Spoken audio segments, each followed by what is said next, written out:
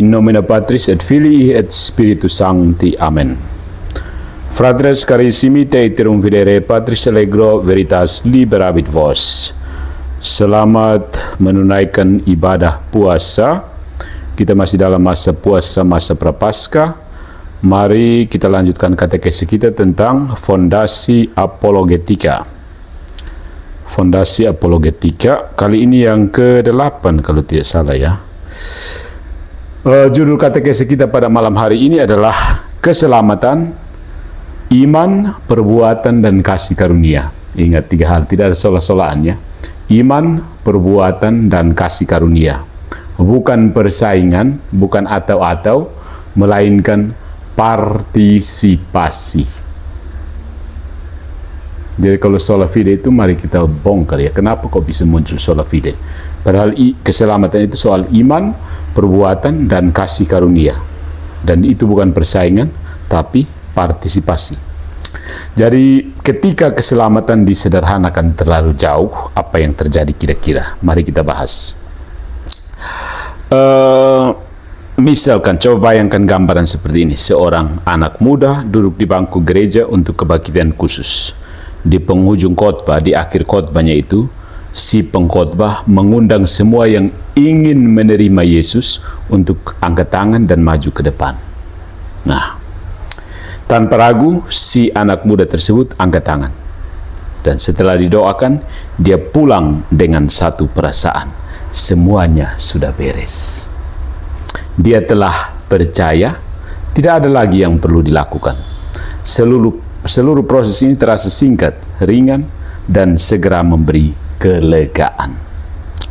Tapi seiring waktu berjalan, si anak muda itu mulai menyadari bahwa kelegaan sesaat tidak selalu berbuah dalam perubahan nyata. Jadi habis KKR itu orang merasa, di charge dengan energi. Tapi kemudian dia rasa tidak ada buah perubahan nyata. Nah, iman yang diakuinya di momen itu perlahan terasa datar dan godaan untuk kembali pada kebiasaan lama muncul.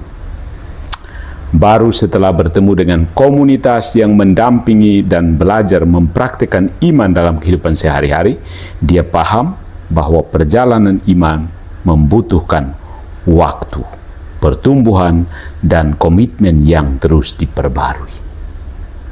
Butuh waktu, butuh komitmen. Jadi pengalaman ini mengingatkan kita semua bahwa iman tidak berhenti pada satu momen emosional. Oh Tuhanku, aku terpesona. Tetapi merupakan proses seumur hidup yang menuntut ketekunan dan keterbukaan terhadap karya Allah. Salah satu slogan paling terkenal dalam kekristenan modern adalah, sebutkan, sola fide, yaitu hanya oleh iman. Kalimat ini terdengar membebaskan, tidak perlu usaha, tidak perlu proses, tidak perlu ketekunan, cukup percaya, cespleng, segalanya beres. Tapi justru di titik inilah masalah mulai muncul, ya.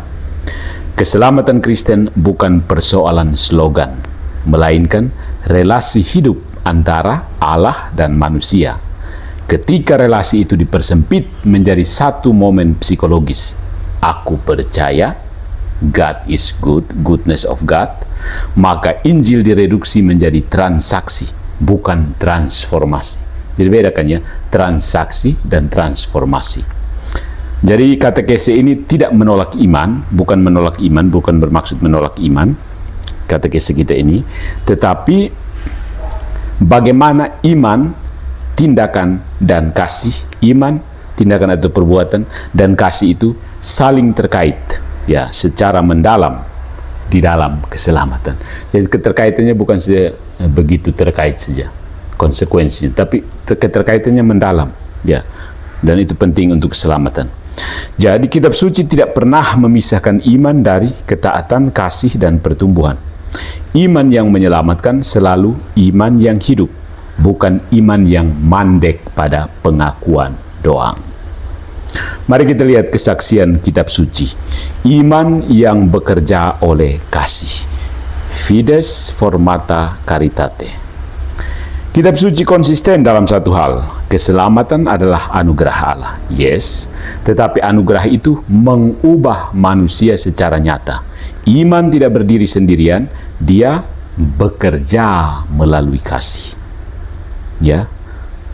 Jadi perubahan, misalnya orang yang dulunya egois, mudah marah, itu mulai menunjukkan kelembutan hati, kemurahan dan kesabaran dalam kehidupan sehari-hari. Itu artinya dia telah sungguh-sungguh mempercayakan hidup kepada Kristus. Itu nampak dari buah-buahnya. Ya. Perubahan yang nampak dalam tindakan-tindakan sederhana, tidak besar-besar, tidak harus KKR, tidak harus menyembuhkan orang sakit. Ya, mengampuni teman yang pernah menyakiti hati, membantu tetangga yang sedang membutuhkan, mengunjungi anggota KUB atau jemaat yang sedang sakit, atau rela memberikan waktu dan tenaga untuk menolong mereka yang kesulitan. Nah, jadi misalnya dalam keluarga juga, seseorang yang dulu mudah tersinggung sekarang lebih sabar mendengar keluhan orang dan seterusnya.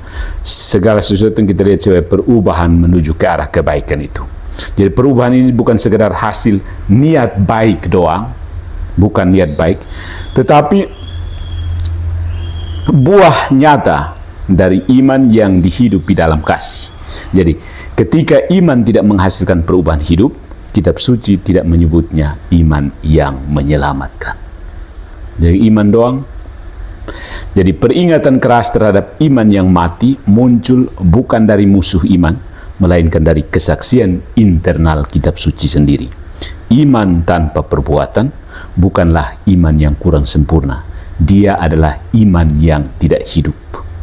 Ini bukan legalisme, ini adalah realisme rohani. Ya. Nah, kemudian perlu ada sinergi. Sinergi itu kerjasama, ya. Sinergi rahmat dan kehendak bebas. Jadi ada rahmat, ada kehendak bebas. Jadi gereja Katolik menolak istilah dari Tulip itu, irresistible grace. Irresistible grace itu terjemahan harafiahnya Tuhan memperkosa manusia. Begitu. Karena tidak dibutuhkan asen dari manusia.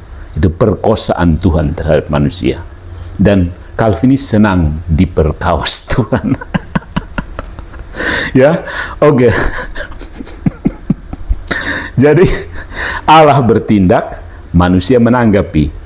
Allah bukan memencet tombol, manusia bergerak karena tombolnya dipencet. No. Allah bertindak, manusia menanggapi dengan bebas. Iman Katolik menolak dua ekstrim sekaligus. Pertama, Pelagianisme yang mengira manusia bisa menyelamatkan diri dengan usahanya sendiri, ya kan? Lalu yang kedua itu ada fatalisme rohani yang mengira manusia hanyalah objek pasif tanpa tanggung jawab. Jadi ekstrim dua-dua, Arminianisme dan Calvinisme. Ya. Keselamatan adalah karya Allah sepenuhnya, tetapi Allah memilih bekerja dengan cara yang menghormati kodrat manusia sebagai makhluk berkehendak bebas. No irresistible grace. No. Rahmat tidak menghancurkan kebebasan. Rahmat menyembuhkannya. Gratia perficit naturam. Ya. Inilah yang disebut sinergi. Allah bekerja terlebih dahulu, manusia menanggapi secara bebas, bukan 50-50. Bukan kompetisi, melainkan partisipasi. Nah, ingat, kata kuncinya partisipasi.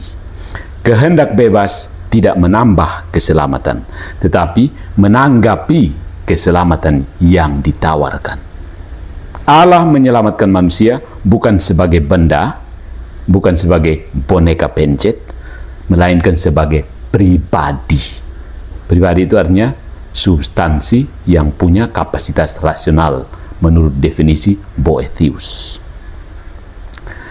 Berikutnya, perbuatan itu buah dari rahmat dan bukan saingan Kristus. Ingat sekali lagi, bukan saingan terhadap tindakan Kristus.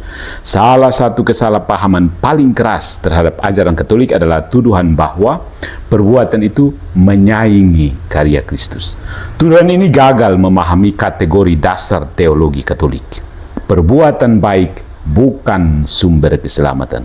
Perbuatan baik adalah buah keselamatan. Dia bukan dasar pembenaran, melainkan konsekuensi dari rahmat yang bekerja di dalam manusia. Ketika seseorang hidup dalam kasih, dia tidak sedang menambah salib Kristus, tetapi membiarkan salib itu berbuah dalam hidupnya. Di titik ini, baik nih, tanyakan kepada diri kita sendiri ya, masing-masing. Apakah perbuatan baik yang saya lakukan itu, perbuatan baik apa sih yang pernah Anda lakukan itu, sungguh mengalir dari rasa syukur dan kasih yang lahir karena rahmat Allah, atau lebih karena dorongan ingin membuktikan diri dan mengandalkan kekuatan sendiri? Checkpoint. Ya, pertanyaan reflektif seperti ini bisa menolong kita supaya melihat apakah motivasi terdalam kita sudah disentuh oleh rahmat atau masih beralih pada usaha pribadi semata. Camkan, refleksikan. Nah, supaya refleksinya lebih membumi, saya siapkan beberapa pertanyaan. Bisa digunakan dalam doa pribadi. Apakah saya mudah bersyukur atas kesempatan melakukan kebaikan atau justru merasa terbebani? Apalagi di zaman masa prapaskah ini ya. Ketika melakukan perbuatan baik, apa yang sesungguhnya saya harapkan? Apa sih? Pengakuan orang lain? Rasa damai batin? Atau semata-mata ingin memuliakan Allah? Atau di zaman kita sekarang mengejar algoritma? Adakah saat-saat saya menunda atau menghindari perbuatan kasih karena takut rugi waktu, tenaga, atau perasaan? Dalam situasi sulit, apakah saya tetap mencoba memilih kasih atau menyerah pada kekecewaan dan kemarahan?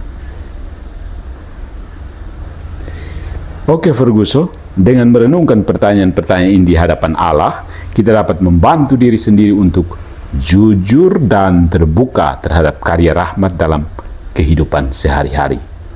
Nah, supaya lebih konkret, silahkan yang sementara menonton, luangkan waktu Anda sebelum melakukan perbuatan baik untuk berdoa. Mohon agar hati dan niat Anda dibersihkan oleh rahmat Allah. Ya, itu penting, reflektif. Kegiatan refleksi itu penting. Langkah yang sederhana ini bisa membantu kita membuka ruang rahmat Tuhan supaya benar-benar menuntun tindakan dan motivasi kita setiap hari. Dan menurut saya ini penting di zaman ketika algoritma atau algoritme ya. Bahasa Indonesia yang baku apa? Algoritme ini seolah-olah menguasai kita dan memutuskan untuk kita. Kita tidak lagi bebas, tapi ditentukan oleh algoritma. Nah, ya itu satu hal yang nanti kita bicarakan di lain waktu. Menolak peran perbuatan sama berbahaya dengan mengandalkannya secara keliru. Jadi tolak sama sekali atau mengandalkannya sama sekali itu keliru. Yang pertama, menolaknya itu mematikan tanggung jawab moral. Sementara kalau sangat mengandalkannya itu mematikan rahmat. Jadi perbuatan itu penting, tapi jangan terlalu mengandalkan perbuatan, jangan tolak sama sekali perbuatan. Salah semua, bidat semua. Mari kita lihat Konsili Trente. Ya, hati-hati, jangan panas dulu. Kejelasan di tengah kekacauan. Nah, di tengah polemik abad ke-16, gereja melalui Konsili Trente memberikan klarifikasi yang sering disalahpahami. Konsili ini tidak pernah mengajarkan keselamatan oleh perbuatan, tetapi menegaskan 3 hal yang tidak bisa dipisahkan. 1, 2, 3, message nuak teun. Pertama, keselamatan adalah anugerah murni dari Allah. Sola gratia, no gratia. Yang kedua, iman adalah awal keselamatan. Sola fide, no fide. Yang ketiga, iman yang menyelamatkan selalu menghasilkan pembaruan hidup. Gloria Dei, ad maiorem Dei gloriam. Ya. Trente menolak iman yang hanya manis di bibir, sekaligus menolak perbuatan yang terlepas dari rahmat. Dia berdiri di tengah dengan ketegasan yang sama sekali tidak populer, tetapi konsisten dengan kitab suci dan tradisi. Trente yang jelas mengatakan sola fide itu bidat. Hati-hati dengan sola fide. Nah, mari kita lihat relevansinya hari ini antara murahnya anugerah dan lelahnya moral. You got it? Di zaman modern, sola fide sering berubah menjadi apa yang disebut anugerah receh, anugerah murah, pengampunan tanpa pertobatan, iman tanpa pertumbuhan, keselamatan tanpa salib. That's why your cross is nothing there. Cuma kayu palang yang mirip jemuran di kamar cuci saya. Sebaliknya, ada juga kelelahan moral, tuntutan etis tanpa daya rahmat. Untuk mencegah dua ekstrim ini, kita dapat membangun langkah-langkah konkret dalam kehidupan beriman. Membentuk komunitas doa dan kelompok pendampingan. Di KUB itu penting ya untuk orang Katolik, terutama Keuskupan Agung Kupang. Ada kelompok umat basis. Itu semua, itu komunitas yang benar-benar mengukuhkan iman kita di situ. Melalui ruang-ruang kebersamaan yang dijiwai kasih, setiap orang anggota KUB itu terdorong untuk bertumbuh dalam iman yang otentik dan menghidupi kasih secara nyata. Jangan pernah bilang itu bet pengurusan dan Tuhan, lu jangan datang atur sambeta. Salah. Jadi rahmat Allah sungguh dialami bersama, bukan sekedar sebagai konsep, tetapi sebagai kekuatan yang memampukan dalam perjalanan sehari-hari. Ajaran Katolik menawarkan jalan yang lebih manusiawi, jiwa dan raga, dan lebih ilahi sekaligus. Keselamatan bukan pelarian dari hidup, tetapi transformasi hidup dari dalam. Rahmat tidak membatalkan perjuangan, rahmat memberi daya agar perjuangan itu bermakna. Ya, you got it, my friend. Jadi, keselamatan adalah relasi yang hidup. Ingat, kekristenan itu bukan gagas pertama-tama, bukan kumpulan doktrin dan ajaran. No. Kekristenan itu pertama-tama relasi dengan pribadi yang namanya Yesus Kristus. Keselamatan Kristen bukan kontrak hukum yang ditandatangani sekali lalu selesai. Ala-ala bidat yang you know itulah. Kekristenan adalah relasi yang hidup, dinamis dan menuntut kesetiaan. Iman memulai relasi itu, kasih menghidupinya, dan perbuatan menampakkannya, mewujudkannya.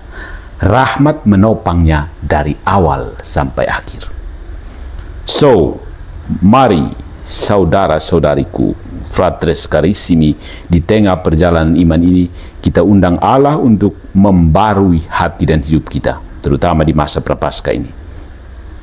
Ya Tuhan, jadikanlah kami pribadi yang sungguh percaya, mengasihi dengan nyata, dan setia memberi diri dalam perbuatan yang lahir dari rahmat-Mu. Bimbinglah kami untuk berjalan bersama-Mu hari demi hari, agar keselamatan bukan sekedar pengetahuan, melainkan hidup yang makin serupa dengan-Mu. Jadi mari saudara-saudari, terutama di dalam masa prapaskah ini sekaligus rekoleksi prapaskah ya. Langkah nyata ambil dalam minggu ini. Pilih satu tindakan kasih yang bisa Anda lakukan untuk orang di sekitar Anda. Misalnya menghibur teman yang sedang kesulitan, atau teman dari sekte sebelah yang sibuk bertanya, pahami dia dengan kasih. Bantu tetangga, doakan seseorang secara khusus. Dengan satu tindakan kecil seperti ini, kita membuka ruang bagi rahmat Allah untuk bekerja melalui hidup kita, menjadikan iman dan kasih semakin nyata setiap hari.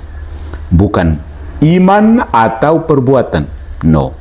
Bukan rahmat versus kehendak bebas, no. Melainkan Allah yang bekerja dan manusia yang sungguh hidup di hadapannya. Jangan terpengaruh dengan slogan yang dicopot dari Alkitab. Imanmu yang menyelamatkanmu, bukan Tuhan yang menyelamatkan, bukan iman yang menyelamatkan. Hati-hati. Dan disitulah Injil berdiri, tidak sederhana secara murahan, recehan, tetapi mulia dalam kebenarannya. So, say no to sola fide. Fides formata caritate. Fides caritate formata. Tuhan memberkati kita semua. Sampai jumpa pada seri katekese berikutnya. In nomine Patris et Filii et Spiritus Sancti. Amen.